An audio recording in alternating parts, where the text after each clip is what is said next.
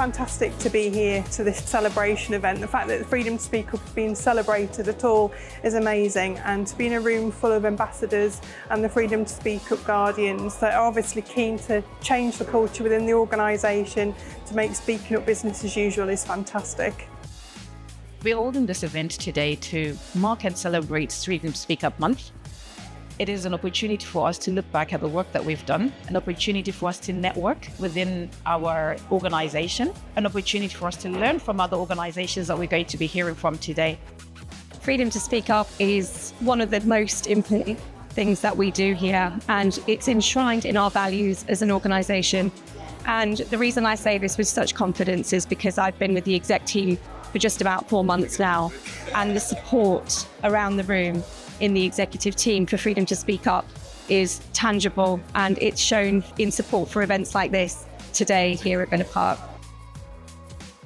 So since becoming an ambassador, Freedom to Speak Up has definitely gone from being something we're just learning about to being something it's the norm for people now.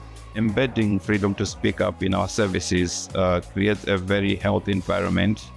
People are free to share their concern and even to speak up if they see something wrong, knowing that there's nothing's going to happen to them and they are safe. My role is also to empower people to speak up, because I do believe if people would like to see the changes, they need to become a change as well. So my message really to everyone is always speak up. So the focus of my talk is, if you like, the other side of the coin of speaking up. Speaking up is great, and we need to encourage people to do it.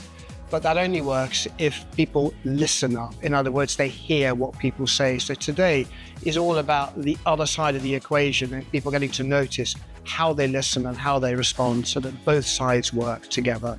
We need to listen well for people to be able to speak up, essentially, and we need to listen with compassion and respect. We want people to feel safe to speak up, but safety is the bare minimum, really. We want people to feel confident.